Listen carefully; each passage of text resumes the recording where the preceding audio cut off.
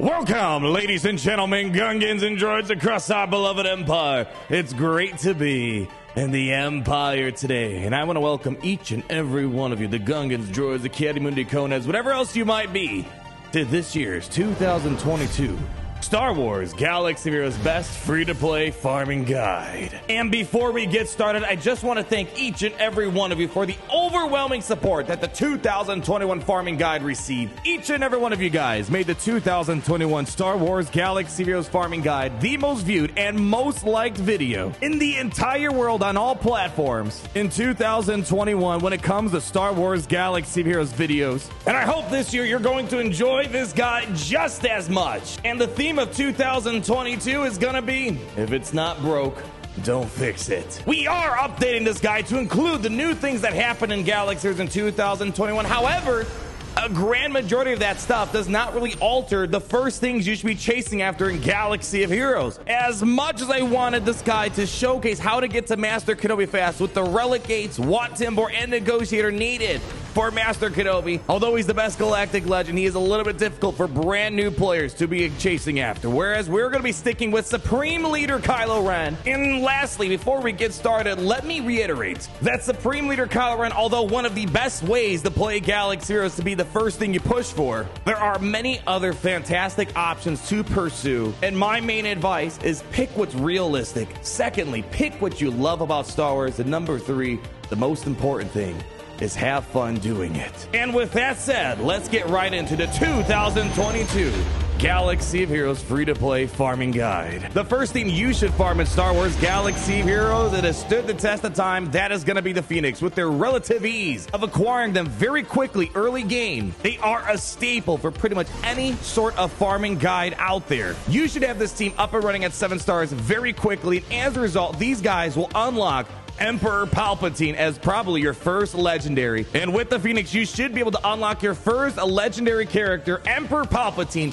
within roughly your first week of playing Galaxy Heroes and start enjoying the fun of unlocking some of the best legendaries. And as a side benefit of the Phoenix Squadron, they will also unlock Grand Admiral Thrawn for you. And the biggest question I always get with this first team is, when do you stop gearing them up? Check out my recent 2021 Thrawn Unlock Guide. Although the Phoenix is a fantastic beginner team, there is a point where you do want to stop and not overinvest, and you want to stop roughly at level 82, and ideally you do not want to go beyond gear 9 for any of these characters. And since you're getting Palpatine and Thrawn, you're going to easily get other Imperials up and running just as a consequence of playing Galaxy Heroes. For example, Darth Vader is very easily accessible for new players just by playing the game normally. You'll be able to unlock R2-D2 very easily, and even though we might not be using R2-D2 anytime soon, you still want to play these legendary events because they have crystals important for farming other things in the game. So after we complete the Phoenix Squadron, we are going to start working towards our first order characters, but we cannot neglect ships, and this is an area I see way too many people neglect. Although ships might not be the most exciting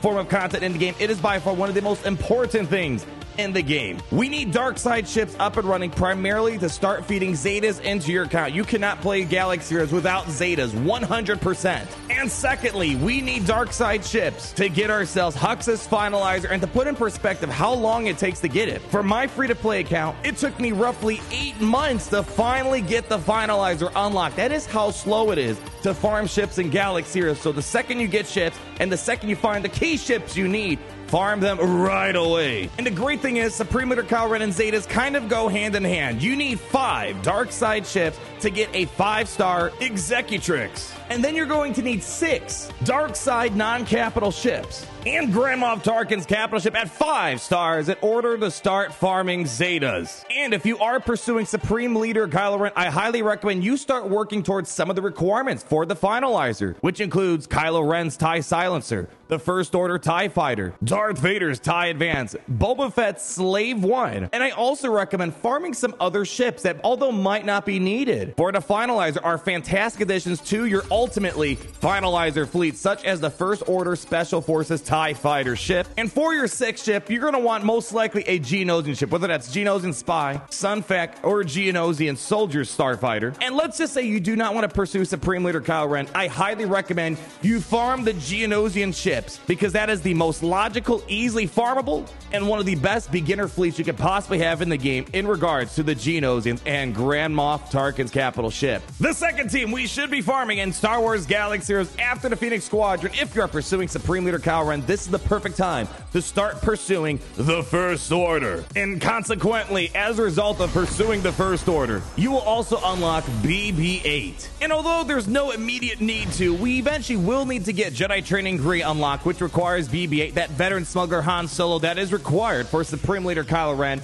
You need to farm the other 3 Resistance characters, Finn, Scavenger Rey, and veteran smuggler Chewbacca to get Jedi Training Grey, which will be important down the road for when we need to pursue Jedi Master Luke Skywalker. And to give you a rough timeline, if you are going to play the game seriously and put lots of effort in roughly 1 year, you should have Supreme Leader Kylo Ren up and running. But if you're more moderate, you're looking at more like a year to a year and a half. Now the next big question is, what do you pursue once you have one of the best galactic legends in Star Wars Galaxy of Heroes? Well, along the journey as you're pursuing Supreme Leader Kylo Ren, there are some teams you might be able to farm pretty easily on the side. And for example, like myself, I'm actually going to unlock Jedi Knight Revan before I get Supreme Leader Kylo Ren. So I would recommend at this point, maybe try to pick some of the low-hanging fruit journey guide characters such as Jedi Knight Revan. And although technically Grandmaster Yoda is further down the list in this video, you're going to unlock up way sooner than you probably expect thanks to having Ezra Bridger up and running and Kanan Jarrus as one of your first 2 characters to gear up. And through getting a variety of free Jedi through Bronzium packs without even trying, you're probably going to unlock Grandmaster Yoda way earlier and not even needing things like Bastila, Jolie, or Jedi Knight Revan to do so. Now, once you have Jedi Knight Revan, you have 2 routes to go. You could go for Sith Eternal and start working towards Imperial Troopers, but since we're on the path of Revan,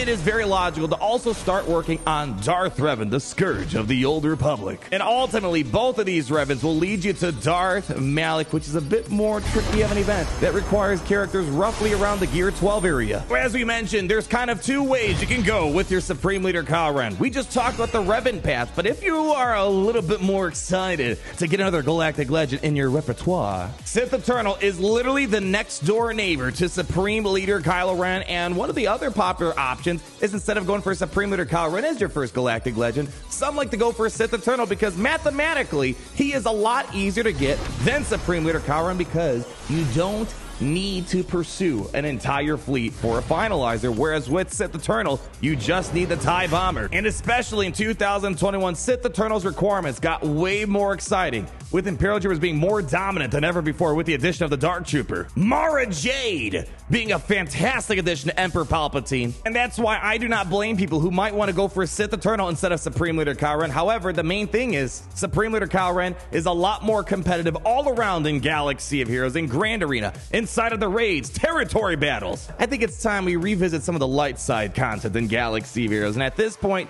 you're going to want to get those pesky Ewoks up and running because we need C-3PO since he's a cornerstone to a lot of the other galactic legends and legendaries in Galaxy of Heroes. And speaking of early legendaries, let's talk about Padme Amidala. Geonosians are such a staple team in the game. I do recommend, if you find the time and resources, to farm your Geonosian Brood Alpha as well as the other Geonosians, because although yes, they might not be as amazing endgame, they are fantastic early game. I was able to unlock Padme with some of the lowest gear people have ever seen. Again, there's a video if you need a Padme guide for it. They're great in Grand Arena, and inevitably they're needed for Wat Tambor and down the road Jedi Master Kenobi. And the reason why I'm bringing up C-3PO and Padme is because I highly recommend the next thing you pursue is General Anakin Skywalker. The one thing to keep in mind if you are pushing for General Anakin Skywalker, especially earlier on, although I prefer Geonosians as the Separatists to unlock Padme, for example, if you're planning on getting General Anakin Skywalker earlier in this guide, you most likely want to farm the other Separatists such as Newt, Dooku, Poggle, B2, and Magna Guard, because they will unlock you Padme, and they're going to be needed to unlock General Anakin Skywalker, that being B2 and Magna Guard. And at this point, we want to start working towards the next galactic legend, Jedi Master Luke Skywalker, but to do so, we need to go to his younger self, Commander Luke Skywalker. The benefit of going for Jedi Master Luke Skywalker, though he requires a lot to get him, you're going to build up a lot of fantastic teams and ships in the course of getting him. And an important staple to the Commander Luke team is Chewbacca, which requires 5 bounty hunters, and there are a variety of bounty hunters you can obtain. A lot of these bounty hunters that I'm showing are simply as a consequence of needing certain ships in the game. And then after you have the Wookiee, we want to start putting him on a ship. And that's the Millennium Falcon, which requires, spoiler, a lot of the ships you should have already farmed if you're pursuing Supreme Leader Kylo Ren. And that leads you to Jedi Knight Luke Skywalker. But do keep in mind, you're going to need a decent amount of guild event token currency to get that Wampa up and running, as well as Hermit Yoda. Now at this point, realistically, you should be in a decent guild that can tackle on Geonosis territory battles, where it might not be realistic for a brand new player at this point with 2 Galactic Legends, General Anakin Skywalker, with some Geonosians. Guild event token currency should come by a lot easier if you're in a decent guild that can do decently well in Geonosis territory battles. And ultimately, all this culminates to Jedi Master Luke Skywalker, a Galactic Legend which got so much better in 2021 with the introduction of Relic 9s and being one of the prime counters to Lord Vader and Jedi Master Kenobi. And just like Supreme Leader Kylo Ren, one of the biggest grinds for Rey is the ships, and luckily you have the Houndstooth already up and running for a while now. Now last year, 2021, Beskar Armor Mandalorian was a new addition to the farming guide, and although he himself is not the greatest legendary of all time, he is just an average legendary. His ultimate purpose is to getting the Executor. As of now, we don't quite know how to farm the Razor Crest in a more meaningful way, but especially if you've already farmed Mandalorian and Grief Karga to get Chewbacca, you might as well get the last 3 characters to get Mandalorian. And the good thing is, that event is very easy to get Beskar Armor Mandalorian. Now, in the next few weeks, we're going to find out how we can get the Razor Crest up and running. That is the biggest grind in regards to getting the Executor. And the Executor is more or less a Galactic Legend type of ship in Galaxy Heroes in regards to requirements, as well as the sheer power the Executor has to offer. If the Razor Crest is something that is pretty obtainable and the Relic 8s aren't a problem, this might be something we want to push slightly earlier,